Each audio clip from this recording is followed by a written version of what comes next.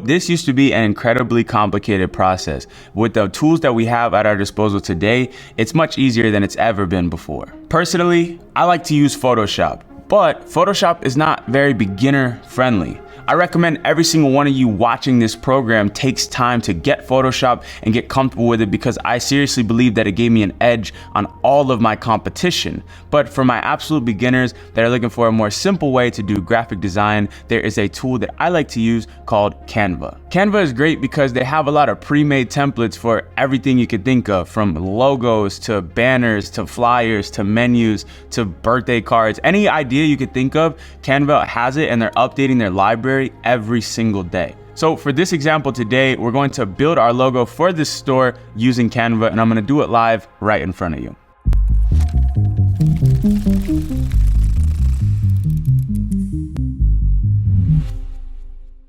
Before we start designing a logo, I just need you to understand one thing that is super important. We need to keep our logos as simple as possible. The best logos I've ever seen usually follow this exact format. They have an icon and they have some text. Sometimes they don't even have an icon, they just have the text. And usually these are the biggest brands in the world. So I don't want you to make some super fancy, crazy looking logo. I want you to just focus on having an icon that represents your brand and some text in a font that makes sense for your company. If you're selling products for women, don't pick some big, bold, strong, manly font. And if you're selling products for children, like we're doing here, same story. Try to make sure that the font represents the thing that you're trying to sell. And maybe if you're new to this game, it might not click in your brain how that works, but you can simply go look at companies in your industry for inspiration. Like for this case, for what we're doing, I'm gonna go and look at a brand like Toys R Us. Toys R Us is a multinational billion-dollar brand. Sure, they're not around anymore, but they made a bunch of money. If we look at, let's say, Nickelodeon, right? They're still around. They made a ton of money. Their logo has this type of vibe. It's sort of playful. We look at Cartoon Network. Same story, right?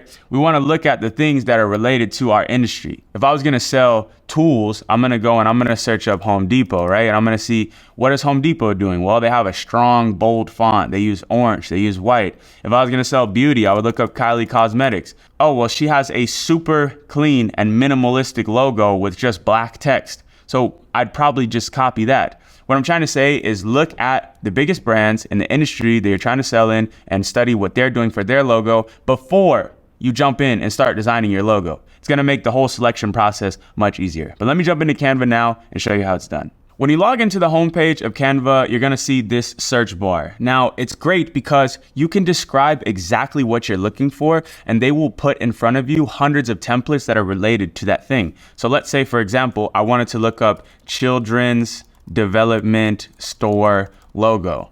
If I go and hit search, they're going to show me logos that are related to this thing. As you can see, we have playful cartoon kids logo. We have this one right here.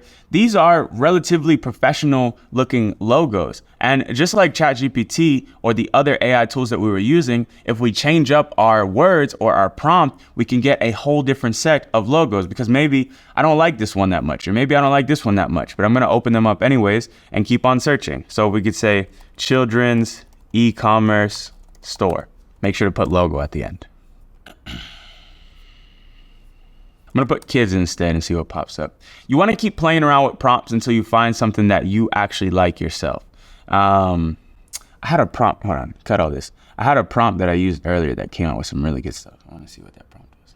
So let's simplify the prompt and see if we can get some better stuff. Let's try children's logo. Okay, so now I see sort of what we're looking for. We have a bunch of different logos here. And the best part about Canva is that I don't have to take these logos and just copy and paste them. I can jump in and I can customize them to be exactly in the way that I want them to be. So I'm going to scroll around for a second and I'm going to try to find the one that I think best represents our brand. Then we're going to jump in and we're going to customize it and make it exactly how I want it.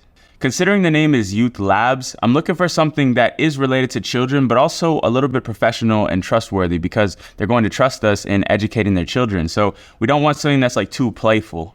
Essentially, when I'm scrolling through all these templates, I'm just trying to find a font and an icon that best represent this brand that I'm trying to build.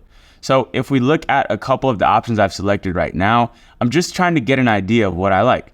I sort of like this font, but I hate the rainbow icon. I like this font a lot because it feels like a kiddish children font. But again, I hate the icon. This one, I actually like a lot, and I'm leaning the most towards this logo right here because it's simple and it's clean, and I can easily plug in the name right there and change the color. There's also this one, which I like, and we're gonna play around with some, and I'm gonna keep seeing which one I like the best. But I wanted to show you guys the sort of struggle of this process, because if I popped in here and just created a logo in 60 seconds, and then you go to do it and you run into some problems, you're gonna be stuck and feeling like you're doing something wrong. It takes time. I don't wanna sell you a fake dream that you can make a logo instantly. It takes time, and you should take time to do it, because this is going to represent the business that you're trying to build.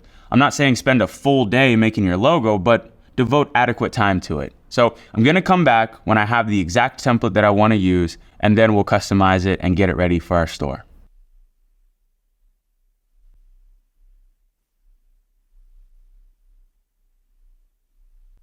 So right now I'm trying to customize a couple of these different logos with our name and sort of plug our name in there to see which one I like the best. And then we can go in and refine it even further. For this logo here, I just took the base that it had, like this right here, which I thought was super ugly, but I liked the icon a lot and I liked the font. So I just customized it to have the astronaut represent the O inside of our name, which I thought was pretty creative. For this one right here, I just took out the text that was there, right? And I plugged in our own text and I changed the colors. So these are two examples of logos that we've created. I would probably kill that as well. But I'm gonna create a couple more until I feel like I have one that I genuinely feel is perfect. This is another one we made. I don't really like this one, but I like the icon a lot. I think it represents what we're trying to do here, like a kid growing to becoming a star, whatever. Maybe because I care so much about design, I don't want to rush through the process of creating a logo. But I actually think that's the reason why I'm able to have success in this world, is because my attention to detail is extreme. And if you guys are out here launching your store, but you're missing these little details, it's going to be a lot harder to compete with somebody like me who is making sure all of this is on point.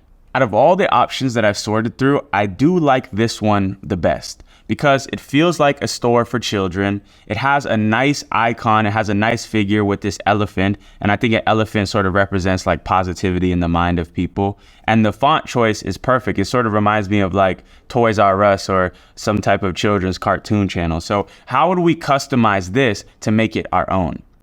Every single template on here is going to be different, but I'm going to show you how I do this one, and you can kind of get an idea for yourself. And if you get stuck, there are thousands of tutorials on YouTube on how to use Canva. And if you can't figure out how to use YouTube to learn something basic like that, it's going to be a long journey for you. So for this one, we're going to go ahead and change it to our text here of Youth Labs. And already I sort of like how that looks. But when we looked at the original one, they did something that I really liked. They had different variations of colors inside of the text. So we're gonna go like this, bring it back to that. I was just hitting Control, Shift, and Z to sort of redo my actions. What we can do then is we can highlight the other piece of our text, and we can pick a different color. So up here I tried yellow, which I kind of liked, right? And we can pull up one of those color wheels that I told you guys about before. Let me do that real quick. Emotions. So if we look at these color wheels, it's going to show us which colors represent different emotions. If we look right here, we're going to see that yellow represents happiness, joy, creativity, intellect. So yellow is a color that we might want to use to represent our brand. Blue represents calmness, relaxation, peace, and trust. These are things that we want to consider when we're developing our brand identity. Now, there's a lot of color wheels here, but this is just something that I want you to take 2 seconds to study before you decide the final color of your brand, because subconsciously these things make or break your customers' ability to trust your company. So here we have this brand right here with the blue and yellow. I might even try a different blue. And also imagine that this logo is not going to be on a blue background. It's going to be on a sort of white background because it's going to be on your website. So you have to fix those colors as well. So let me play around with that. So, now we have this guy. I want to match the blue so they're the same color. It's not too bad. I'm going to keep playing around with this. I'm going to keep playing around with the colors a little bit until I feel like I have the finalized product. And then I'll show you the finished logo that we're going to use for our store.